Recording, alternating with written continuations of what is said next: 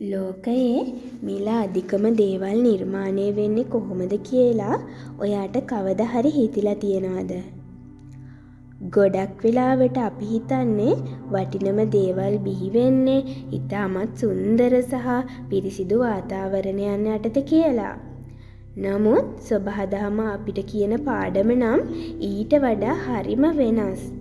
අද අපි කතා කරන්නේ ගොඩක් දෙනෙක් අප්‍රසන්න සතෙක් විදියට සලකන උරුලෑව ගැන.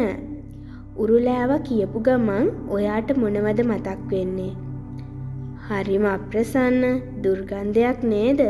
නමුත් ලෝකයේ වටිනම කෝපි රසය සැඟවිලා තියෙන්නේ මේ සත්වයාගේ ජීවන රටාව ඇතුලේ කියලා මං ඔයාට කිව්වොත් ඔයා මාව විශ්වාස කරනවද? මෙයා ඉතාමත් තේරීම් සහගත සතෙක්. එයා ආහාරයට ගන්නේ කෝපි ගස්වල තියෙන ගෙඩි. හැබැයි නිකම්ම ගෙඩි නම් නෙමෙයි. හොඳම ඉතාමත් හොඳින් ඉදුණු කෝපි ගෙඩි විතරයි එයා ආහාරයට ගන්නෙ. එයා තුල තියෙන ඒ සහජ බුද්ධිය හරිම පුදුමාකාරයි. ඊළඟට සිදුවෙන දේ තමයි වැඩියෙන්ම වැදගත්. මේ කෝපියට උරුලෑවගේ ශරීරය තුලදී විවිධ එන්සයිම වලට සහ රසායනික ක්‍රියාවලියකට ලක් වෙනවා.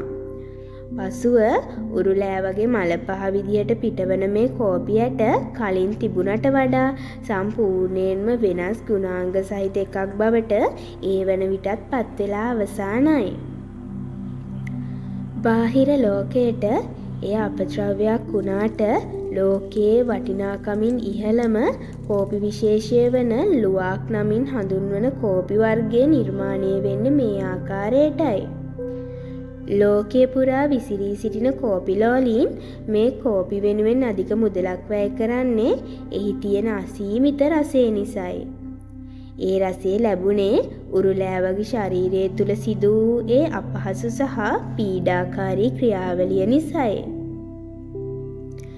දැන් මේ කතාව අපේ ජීවිතයට ගලපලා බලමු. සමහර වෙලාවට අපේ ජීවිතයත් අසීරු කාල පරිච්ඡේද හරහා ගමන් කරනවා. අපිව පීඩණයට පත් කරන දේවල්, අපිව හැල්ලුවට ලක් කරන සමාජය, එහෙමත් නැත්නම් අපි මුහුණ දෙන සියලුම ප්‍රශ්න මේ හැමදේම හරියට උරුලෑවගේ කුස තුලදී අර කෝපියටේ ලක්වන ක්‍රියාවලිය වගේ. මතක තියාගන්න, සාමාන්‍ය කෝපි ඇටයක් මිල අධිකම ලුවා කෝපි ඇටයක් බවට පත් උනේ එන්නේ පීඩනය නිසායි. ඔයා අද විඳින අමිහිරි අත්දැකීම් ඇත්තටම කරන්නේ ඔයාව පිරිපහදු කරන එක.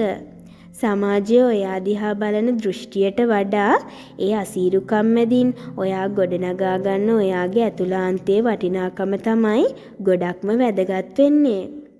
ඔයාගේ අසීරු කාල දිහා වෛරයෙන් බලන්න එපා. ඒ අසීරු තත්වයන් ඔයාව ලොව වටිනාම පුද්ගලයා බවට පත් කරන පෙරණයක් කරගන්න.